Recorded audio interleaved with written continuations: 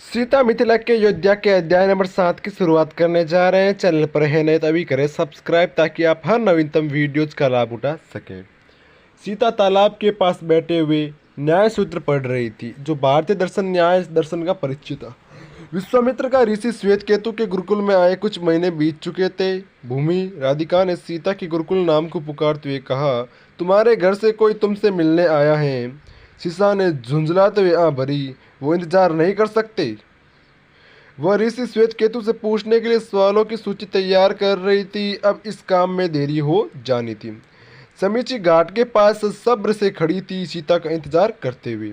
उनके पीछे 10 आदमियों का दल खड़ा था। वो उनके मातहत थे। समीची अब झुग्गी से आई लड़की नहीं रह गई थी। पुलिस बल में भर्ती होने के बाद उसने वहाँ तेजी से पदोन्नति की सीढ़ियाँ चढ़ी थी। सब जानते थे कि शाही परिवार उन्हें पसंद करता था। मिथिला की झुग्गी से राजकुमारी सीता को बचाने की वजह से वो उनका ऋण था। उनकी उपस्थिति में लोग सहमित व्यवहार करते थे। किसी को भी उनकी सही उम्र नहीं पता थी, यहाँ तक कि समीची को भी नहीं। देखने से वो 20 के दशक की शुरुआत में लगती थी। उनकी उम्र की गैर शाही महिला के लिए पुलिस बल में उच्च स्थान प्राप्त करना गर्व की बात थी, लेकिन फिर उन्होंने राजकुमारी को बचाया था। समीची आवाज़ पहचान कर समीची घुर्राई। ये वही बदतमीज लड़का था, कामलराज। दौड़कर आने के कारण उसकी सांस फूली हुई थी उत्साह से। किसी ने बताया कि तुम यहाँ हो, मैं दौड़कर यहाँ आ गया। समीची ने 12 साल के लड़के को देखा। उसने हाथों में एक गुलाब पकड़ा हुआ था। समीची ने आंखें सिकोड़ी और उसे धक्के देकर भगा देने की भावना को दबाया। मैंने तुम्हें बताया, मुझे लगा तुम्हें गुलाब पसंद आएगा, कमल ने शर्माते हुए कहा। पिछली बार यहाँ आने पर मैंने तुम्हें फूलों की खुशबू का मजा लेते देखा था। समीची रुकाई से फुसफुसाई, मुझे किसी तरह की खुशबू में दिलचस्पी नहीं है। बिना हार माने कमल ने अपना हाथ आगे किया और अपनी उंगली दिखाई जिससे खून निकल रहा था। उसकी सहानुभूति हासिल करने का बेकार प्रयास। उसने फूल तोड़ने से पहले खुद कांटों से अपनी उंगली का घायल कर दिया था। जब उसे यह प्रयास भी काम नहीं लगा तो उसने कुछ कदम उसकी तरफ बढ़ाए। तुम्हारे पास मेरी उंगली के लिए कोई औषधि है? समीची दोनों के बीच में कुछ अंतर रखने के लिए थोड़ा पीछे हटी। ऐसा करते हुए वह एक पत्थर से टकराकर लड़खड़ा गई, हल्का सा। कमल उसे पकड़ने के लिए भागा। बेचारा लड़का सच में उसकी मदद करना चाहता था। आगे की घटना बड़ी तेजी से घटित हुई। समीची गुस्से से चिल्लाई, लड़के की बाह मरोड़ते हुए, और जोर से उसे एक लात जमाई। कमल आगे की तरफ गिर पड़ा। समीची ने अपनी कॉइन उठाकर उसे जोर से मारा। लड़के की नाक टूट गई तुरंत ही। कमल ने अपनी खूनी बहती नाक को पकड़ा और समीची गुस्से से दहाड़ी, मुझे कभी हाथ मत लगाना। अब कमल जोर से रो रहा था। वह डर से दुबका हुआ जमीन पर पड़ा था, खून से लथपथ कांपता हुआ। पुलिस वालों ने आगे आकर सड़ लड़के के उठने में मदद की। उन्होंने चोरी छिपे डरी हुई नज़रों से अपनी नेता को देखा। सबके मन में एक ही ख्याल था, ये सिर्फ एक बच्चा है, उन्हें हो क्या गया है। समीची के पतराए पे चेहरे पर अफसोस की कोई झलक नहीं थी। उन्होंने एक मिथिला के पुलिस वाले को हाथ हिलाते हुए इशारा किया, इस पागल को दफा करो यहाँ से। पुलिस वाला लड़के को सहारा देकर ले जाते हुए गुरुकुल के वेद को देखने चला गया। दूसरे पुलिस वाले घबराए हुए से वापस घाट पर आकर खड़े हो गए। हवा में अपनी नेता के बारे में अनकहे शब्दों का भारीपन था। समीची के साथ कोई तो समस्या है। समीची। पेड़ों के बीच से आती सीता को देखने के लिए सभी मुड़े और समीची ने गिरगिट की तरह रंग बदल लिया। खुलकर मुस्कुराते हुए वह आंखों में प्यार भरने आगे भागी। कैसे हो तुम समीची? सीता ने अपनी दोस्त को गले लगाते हुए पूछा। इससे पहले कि समीची को जवाब दे पाती, सीता कुछ दूरी पर खड़े पुलिस वाले की ओर मुड़ी और अपने हाथ जोड़कर मुस्कुराते हुए उसे नमस्ते की। पुलिस वाले ने भी हाथ जोड़कर सिर झुकाते हुए नमस्ते की। पता नहीं हमेशा तुम्हारे आदमी इतने डरे हुए क्यों दिखाई देते हैं, सीता फुसफुसाई। समीची ने दांत पीसते हुए अपना सिर हिलाया और सीता का हाथ पकड़कर उन्हें वहां से कुछ दूर ले गई। उन्हें छोड़ो राजकुमारी, समीची ने स्नेह के साथ मुस्कुराते हुए कहा। मैंने तुमसे पहले भी कहा है ना समीची, सीता ने कहा, जब हम एकांत में हो तो मुझे सीता बुलाया करो, राजकुमारी नहीं। तुम मेरी दोस्त हो और वैसे भी अब तो कोई भी मुझे राजकुमारी नहीं समझता। जिसको जो सोचता है सोचे, मुझे तो आपकी मिथिला की राजकुमारी होने पर कोई संदेह नहीं है। सीता ने अपनी आंखें घुमाई। हाँ सही है, राजकुमारी मुझे भेजा गया है। सीता ने समीची को टोका। सीता, राजकुमारी नहीं। क्षमा करना सीता, आपको घर आना ही होगा। सीता ने आ भरी। तुम जानती हो समीची, मैं नहीं आ सकती। पहले ही मैं माँ को बहुत परेशान कर चुकी हूँ। सीता, अपने साथ ऐसा मत करो। चाचा वाली घटना के बारे में सब जानते हैं, जब मैंने उनकी शाही मुहूर्त तोड़ दी थी। सीता ने कुशध्वज के पिछली बार मिथिला आने की घटना को याद करते हुए कहा। तब से वह माँ और मिथिला को परेशान किए जा रहे हैं। सब उसका दोष मुझे देते हैं, और ये सही भी है। मुझे बस दूर रहना चाहिए। सीता, आपके माता पिता आपको याद करते हैं। रानी सुनैना बहुत बीमार है, आपको ज़रूर आना पड़ेगा। माँ को कुछ नहीं होगा, वो शक्तिशाली महिला है। तुम ये सब मुझे गुरुकुल छोड़कर घर आने के लिए कह रही हो, लेकिन यह सच है। सच यह है कि माँ को उर्मिला और राजकाज पर ध्यान लगाना चाहिए। तुम तो जानती हो कि बाबा खुद में लीन रहते हैं। तुमने खुद मुझे बताया कि लोग मेरे बारे में क्या कहते हैं। उन्हें परेशानी बढ़ाने के लिए मेरी कोई ज़रूरत नहीं है। सीता, बस बहुत है। सीता ने अपना हाथ उठाते हुए कहा। मैं इस बारे में और बात नहीं करना चाहती। सीता, चलो छड़ी अभ्यास करते हैं। चल रही हो ना? विषय बदलने के लिए न समीची ने सोचा। चलो ना सीता, कहते हुए वहाँ से मुड़कर चली गई। समीची उनके पीछे चल दी। विश्वामित्र मल्लिपुत्रों के गंगा आश्रम में अपनी सादी सी कुटिया में पद्मासन में बैठे थे। वह ध्यान लगा रहे थे, अपने दिमाग से सारे ख्यालों को हटाने की कोशिश करते हुए, लेकिन आज वह इसमें सफल नहीं हो पा रहे थे। उन्होंने एक सीटी की ध्वनि सुनी थी और तुरंत ही इसे पहचान लिया। यह पहाड़ी मैना की आवाज़ थी, मधुर आवाज़ का धनी पक्षी जो सीटी बजा सकता था, गीत गाता था, चीखता था और नकल भी उतार सकता था।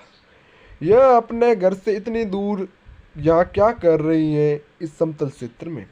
उनका मन अतीत की इस एक घटना पर चला गया, जब उन्होंने एक और बार किसी अनजान जगह पर मैना का स्वर सुना था।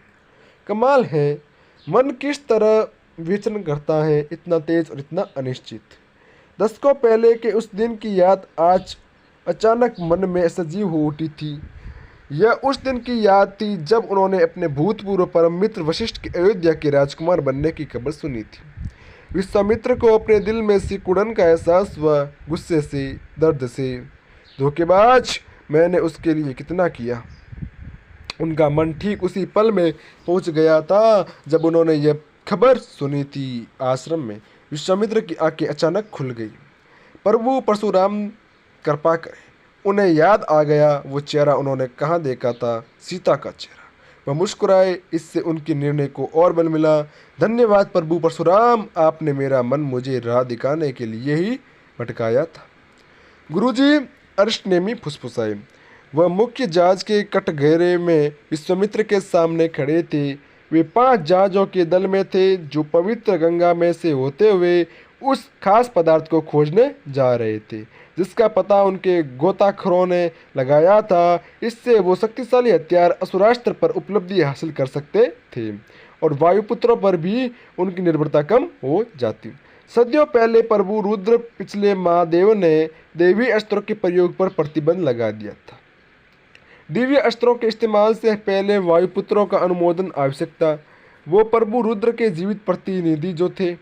यह बात विश्वामित्र को असहज करती थी। महर्षि ने अपनी योजना बनाई थी, ऐसी योजना जिसमें शायद असुरास्त्र का इस्तेमाल किया जाना था। वह जानते थे कि वायुपुत्र यह पसंद नहीं करेंगे। त्रिशंकु वाली घटना के बाद से वो उन्हें बस इसलिए बर्दाश्त करते थे क्योंकि उनके पास कोई विकल्प नहीं था। आखिरकार विश्वामित्र मल्लिपुत्र प्रमुख जो थे।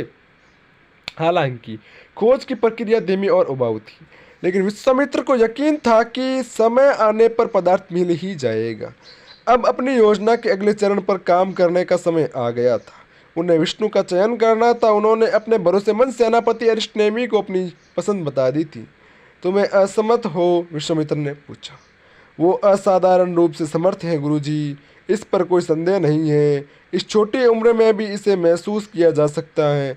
लेकिन अरिष्टनेमी की आवाज़ लड़खड़ा गई। विश्वामित्र ने अपना हाथ अरिष्टेमी के कंधे पर रखा। खुलकर बोलो, मैं वास्तव में तुम्हारे विचार जानना चाहता हूँ। गुरुजी, मैंने कुछ समय उन्हें ध्यान से देखते हुए बिताया है। मुझे लगता है कि वो बहुत विद्रोही हैं। मुझे नहीं लगता कि मल्लपुत्र उन्हें संभाल पाएंगे या नियंत्रित कर पाएंगे। हम कर लेंगे, उनका कोई नहीं है। उनके शहर ने उनका त्याग कर दिया है, लेकिन उनमें महान बनने की योग्यता है। वो महान बनना भी चाहती हैं। इस रास्ते में हम उनके साथी बनेंगे। लेकिन क्या इसके साथ साथ हमें दूसरे उम्मीदवार नहीं तलाशने चाहिए? तुम्हारे भरोसेमंद आदमियों ने मिथिला में उनके बारे में जानकारी हासिल कर ली है ना, और ज़्यादातर जानकारी उत्साहजनक ही है। लेकिन एक लड़के को मिथिला की झुग्गी में लगभग जान से मार देने का मामला भी है, वो भी महज 8 साल की उम्र में। मैं उस घटना को उनकी जीवित बचे रहने की योग्यता के रूप में देखता हूँ। तुम्हारे जांचकर्ताओं ने भी यह बताया था कि वो लड़का संबद्ध अपराधी था। वो अपने तरीके से लड़ी, भले ही वो उम्र में छोटी थी। ये सकारात्मक बात है। उनमें युद्ध भावना है। क्या उनका कायरों की तरह मर जाना तुम्हें पसंद करते? नहीं गुरुजी, अरिष्टेमी ने कहा, लेकिन मैं सोच रहा था कि क्या और कोई उम्मीदवार भी हो सकता है जिसे हम चुन पाते। तुम निजी रूप से लगभग सारे भारत के शाही परिवारों को जानते हो। उनमें से ज़्यादातर पूरी तरह से बेकार हैं, स्वार्थी, कायर और कमज़ोर। और उनकी अगली पीढ़ी शाही बच्चे और भी बुरे हैं। वो आनुवंशिक कूड़े से ज़्यादा कुछ नहीं है। अरिष्टेमी हंसे।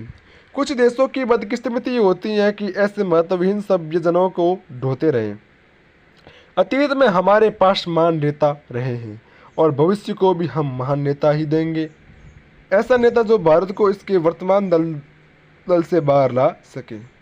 ऐसा नेता आमजन में क्यों नहीं हो सकता? हम बहुत समय से तलाश कर रहे हैं। ये प्रभु परशुराम की इच्छा है कि हम एक का चयन कर लें। और मत भूलो, सीता सिर्फ दत्तक साई है। उनके वास्तविक माता पिता अनजाने ही हैं। विश्वामित्र ने अरिष्टेमी को नहीं बताया कि सीता के जन्म के विषय में उन्हें क्या संदेह था। अरिष्टेमी अपनी झिझक से बाहर आ चुके थे। मैंने सुना था कि अयोध्या के राजकुमार। विश्वामित्र का क्रोध देखकर मल्लपुत्र सेनापति को अपनी बात बीच में ही रोकनी पड़ी। उनका क्षणिक सांस भी हवा में कहीं फुर हो गया था। अरिष्टेमी ने वास्तव में अयोध्या के राजकुमारों के बारे में सकारात्मक खबरें सुनी थी, खासकर राम और भरत के बारे में। राम 9 वर्ष से कुछ कम के थे, लेकिन वशिष्ठ अयोध्या के राजकुमार थे, और वशिष्ठ ऐसा विषय थे जिसके बारे में बात करने से अरिष्टेमी को बचना चाहिए था। वो सांप अयोध्या के राजकुमारों को अपने आश्रम में ले गया है। विश्वामित्र ने खोलते क्रोध से कहा, मैं तो ये भी नहीं जानता कि उसका आश्रम कहाँ है। उसने उसे गुप्त रखा है। अगर मैं नहीं जानता तो किसी को भी पता नहीं होगा। अवकाश पर अयोध्या वापस लौटने पर ही हमें चारों राजकुमारों के बारे में कुछ सुनने को मिलता है। अरिष्टेमी भूत बने खड़े थे, अपनी सांस थामे। मैं जानता हूँ कि वशिष्ठ का दिमाग कैसे काम करता है। एक बार मैंने उसे अपना मित्र समझने की भूल की थी। वो भी किसी जुगुत में होगा, राम या भरत में से किसी एक पर। गुरुजी, कभी कभी चीज़ें योजना के अनुसार नहीं चलती हैं। लंका में हमारा काम असावधानी से खत्म। रावण ने अपना काम कर दिया। विश्वामित्र ने उन्हें बीच में टोका। ये मत भूलो, और वो उसी दशा में चल रहा है जहाँ हम चाहते हैं। वो सब हमारे काम आ जाएगा। लेकिन गुरुजी, क्या वायुपुत्र मल्लपुत्रों का विरोध कर सकते हैं? अगला विष्णु चुनना तो हमारा अधिकार है, न कि अयोध्या के उस राजकुमार का। सारी निष्पक्षता का दिखावा है। उस चूहे की मदद करने के लिए वायुपुत्र कुछ भी करेंगे। मैं जानता हूँ हमारे पास ज़्यादा समय नहीं है। हमें अभी से तैयारी शुरू करनी होगी। जी गुरुजी। और अगर उन्हें उनकी भूमिका के लिए प्रशिक्षित करना है तो वो काम अब शुरू कर देना चाहिए। जी गुरुजी। सीता ही विष्णु है। विष्णु का उदय मेरे कार्यालय में ही होगा। समय आ गया है। इस देश को एक नेता की जरूरत है। हम अपने प्यारे भारत को इस अंतहीन पीड़ा में झुलसने नहीं दे सकते। जी गुरुजी, अरिष्टेमी ने कहा। मुझे कप्तान को भी बता देना चाहिए। हाँ, तुम मुझे कहाँ ले जा रही हो राधिका? सीता ने उनका हाथ पकड़कर ले जाती सखी से मुस्कुराते हुए पूछा। वो गुरुकुल से दक्षिण की ओर घने जंगल में जा रहे थे। हनु भैया, थोड़े से वृक्षहीन क्षेत्र में प्रवेश करते सीता खुशी से चिल्ला दी। हनुमान अपने घोड़े के पास खड़े उस थके हुए पशु की गर्दन सहला रहे थे। घोड़ा एक पेड़ से बंधा हुआ था। मेरी बहनें, हनुमान ने स्नेह से कहा। विशालकाय प्राणी उनकी तरफ बढ़ा। उन्होंने दोनों को स्नेह से बाहों में भर लिया। और तुम दोनों कैसी हो? आप बहुत दिनों के लिए दूर चले गए थे, राधिका ने शिकायत की। जानता हूँ, हनुमान ने आ भरी। मुझे अफसोस है, मैं विदेश में। आप कहाँ जाते रहते हो? सीता ने पूछा। उन्हें हनुमान का रहस्यमय जीवन बहुत उत्साहित करता था। इन कामों पर आपको कौन भेजता है? सही समय आने पर मैं आपको बताऊंगा सीता, लेकिन अभी नहीं। हनुमान घोड़े की पीठ पर बंदी खुर्जी तक गए और उसमें से सोने का बना खूबसूरत सा हार निकाला। उसकी शैली से ही वो विदेशी मालूम पड़ रहा था। राधिका खुशी से चिल्ला दी, तुमने सही अंदाजा लगाया। हनुमान ने हार को उसे देखते हुए कहा, ये तुम्हारे लिए है। राधिका हाथों में बार बार उलट पलट कर देखते हुए हार की शैली की तारीफ करने लगी। और मेरी गंभीर बहन के लिए, हनुमान ने सीता से कहा, जो आपको हमेशा चाहिए था। सीता की आंखें हैरानी से फैल गई। एक मुखी रुद्राक्ष? रुद्राक्ष शब्द का मतलब स्वयं प्रभु रुद्र की अक्षु ही है। वास्तव में यह भूरे रंग का अंडाकार बीज है। महादेव प्रभु रुद्र के सभी भक्त रुद्राक्ष की माला पहनते हैं या रुद्राक्ष को अपने पूजा घर में रखते हैं। एक सामान्य रुद्राक्ष बीज में बहुत सी रेखाएं होती हैं। एक ऊँची रुद्राक्ष को दुर्लभ माना जाता है। इसकी सतह पर बस एक ही रेखा होती है। इसे प्राप्त करना बहुत मुश्किल होता है और बेशकीमती भी। प्रभु रुद्र की भक्त सीता के लिए यह अनमोल था। हनुमान ने मुस्कुराकर दोबारा अपना हाथ खुर्जी में डाला। अचानक घोड़ा बेचैन होकर घबराने लगा। उसके कान आगे पीछे फड़फड़ाने लगे। पल भर में उसकी सांसें फूलने लगी। घबराहट को दर्शाते हुए हनुमान ने सावधानी से आसपास देखा और उन्होंने खतरे को भांप लिया। बहुत धीरे से, बिना किसी चेतावनी के, उन्होंने राधिका और सीता को अपने पीछे खींच लिया। लड़कियां जानती थी कि ऐसे में कुछ बोलना सही नहीं था। वो भी खतरे को महसूस कर सकती थी। कुछ तो गलत था। अचानक हनुमान ने जोर से चीत्कार की, जैसे गुस्से में बंदर करते हैं। पेड़ के पीछे छिपा बाघ समझ गया कि उनको चकमा देने से वो चूक गया था। वो धीरे से बाहर आया। हनुमान ने अपने कमरबंद में बंदी म्यान में से घुमावदार कटार निकाली। खूंखार गोरखों की खूंखरी की शैली में बनी हुई कटार। बस इसका फलक सीधा न था, यह बीच में से मोटी थी और फिर वो मोटा बाघ नीचे की तरफ मुड़ जाता था, किसी ढलावदार कंधे की तरह। मूठ के अंत तक धारदार फलक दांतेदार हो जाती थी। उसका आकार गाय के पैर जैसा था। इसका खास मकसद था, इससे फलकों पर लगा खून नीचे जमीन पर गिरता था, बजाय कि हत्या के जरिए पकड़ने वाले के हाथों तक पहुंचकर उन्हें रपटवा बनाता। गाय के पैर की आकृति का महत्व था कि इस हथियार का इस्तेमाल कभी भी पवित्र गाय को मारने में नहीं किया जाएगा। उसका हत्था हाथीदांत का बना था। उसके आधे में मूठ के हर भाग से अही बार्ग उभर रहा था। वहाँ मध्यमा और अनामिका के मध्य एक अवलंब सा था जो बेहतर पकड़ के काम आता था। खूंखरी पर आगे हाथ फिसलने से बचाने के लिए कोई सुरक्षा नहीं थी। कम दक्षता वाले योद्धा का हाथ रपटकर इसके फलक पर जाने का डर था। इससे चाकू चलाने वाले का अपना ही हाथ घायल हो सकता था। लेकिन कोई भी बुद्धिमान आदमी हनुमान को कम दक्षता वाला नहीं कह सकता था। मेरे पीछे ही रहना, हनुमान ने लड़कियों को धीरे से कहा जब बाघ उनकी तरफ बढ़ने लगा। हनुमान अपने पैरों को थोड़ा फैलाकर झुककर संतुलन बनाते हुए खड़े हो गए, आगे होने वाली घटनाओं के इंतजार में, अपनी सांसों को स्थिर करते हुए।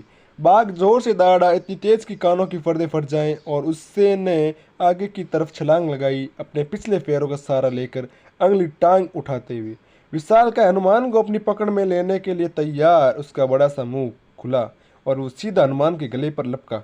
बाघ का तरीका दृढ़ था। अपनी भारी वजन के साथ मनुष्य पर छलांग लगाओ, अपने पंजों से उसे जमीन पर गिराओ और बाकी का काम खत्म करने के लिए अपने जबड़ों पर विश्वास रखो।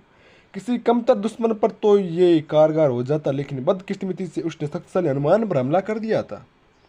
विशालकाय नागा का डील डोल लगभग बाघ जितना ही बड़ा था। एक पैर पीछे करके उन्होंने अपनी रीढ़ को मोड़ा, अपने शक्तिशाली मांसपेशियों को खींचा और अपने पैरों पर डटे रहे। अपने बाएं हाथ से उन्होंने बाघ का गला पकड़ते हुए उसके खतरनाक जबड़े को दूर कर दिया। हनुमान ने बाघ को अपनी पीठ में नोचने दी। इससे कम नुकसान होता। उन्होंने अपना दाहिना हाथ पीछे खींचा, अपने कंधों की मांसपेशियों को खींचते हुए अपनी खोखली बाघ के पेट में उतार दी। फलक के बेरहम दांत आराम से अंदर उतर गए। जानवर दर्द से दहाड़ा, उसकी आंखें सदमे में से फैल गई। हनुमान ने गहरी सांस भर दाहिनी ओर से लगे उस कटाव को और नीचे उतारते हुए जानवर के पेट को चीर दिया, एक सिरे से दूसरे सिरे तक, विध्वंस लेकिन प्रभावशाली। उस चाकू ने जानवर के सिर्फ पेट के अंगों को ही नहीं काटा, बल्कि थोड़ा रीढ़ को काटते हुए अंदर की सुरक्षित नसों को भी काट दिया। बाघ की आंतें कटे हुए उधर से बाहर निकल आई, इससे उसकी पिछली टांगें लकवे से जड़ हो गई। हनुमान ने जानवर को पीछे धकेल दिया। वो जमीन पर जाकर गिरा, गुस्से से अपनी टांगों को हर दिशा में फेंकता हुआ। हनुमान उसके पंजों से लगे बाद के घावों से बच सकते थे अगर वो उसके कमजोर पड़ने का इंतजार करते और उसके अगले पैरों को नीचे गिरने देते। लेकिन जानवर दर्द से तड़प रहा था, वो अपनी तकलीफ को जल्द से जल्द खत्म करना चाहता था। हनुमान उसके समीप झुके, बाघ के पंजे उनके कंधों में गड़ रहे थे। नागा ने अपना चाकू जानवर के सीने में उतार दिया। फलक उसके दिल में गहरे तक उतर गया। वो कुछ पल तड़पा और फिर उसकी आत्मा शरीर से आज़ाद हो गई। हनुमान ने अपना चाकू बाहर निकाल लिया और धीमे से प्रार्थना की, तुम्हारी आत्मा फिर से अपना मकसद हासिल करे भले पशु। ऐसा होता रहता, राधिका हनुमान ने कहा। हम जंगल के बीच में हैं, या तुम्हें और क्या मिलेगा। राधिका अभी भी डर से कांप रही थी। सीता ने खुर्जी से जल्दी से दवाइयाँ निकाली और हनुमान के घाव पर मलहम लगाने लगी। वो घाव जानलेवा तो नहीं थे, लेकिन उनमें से कुछ गहरे थे। सीता ने एक दो घावों को टांका भी लगा दिया। उन्हें उस वृक्ष रहित क्षेत्र में कुछ ऊर्जा देने वाली बूटियां भी मिल गई, जिन्हें उन्होंने पत्थर पर पीस कर पानी के साथ पीने के लिए हनुमान को दे दिया। हनुमान ने दवाई लेकर अपना मुंह हाथ से पहुंचकर सीता को देखा। वह घबराई हुई नहीं है, वह भयभीत भी नहीं है। ये लड़की कुछ खास है। मैं कल्पना भी नहीं कर सकती थी कि बाघ को इतनी आसानी से पस्त किया जा सकता है। सीता फुसफुसाई। मेरे कद ने मेरी मदद की। हनुमान हंसे। आपको भरोसा है कि आप घुड़सवारी कर पाओगे? आपकी घाव गंभीर तो नहीं है, लेकिन मैं यहाँ तो वैसे भी नहीं रुक सकता। मुझे वापस जाना ही होगा अपने और किसी रहस्यमय परियोजन पर। मुझे जाना होगा। आपको जो करना है वो करो अनुभैया। हनुमान मुस्कुराए। अपना रुद्राक्ष मत भूलना। सीता खुर्जी तक गई और उसमें से जो रेशम की थैली निकाली। उन्होंने धीरे से उसे खोला और सावधानी से एक मुखी रुद्राक्ष उठा लिया। वह हैरानी से उसे देखने लगी, फिर सम्मान से उसे माथे पर लगाया और संभाल कर अपने कमरबंद से बंदी थैली में रख लिया। इसी के साथ अध्याय समाप्त होता है।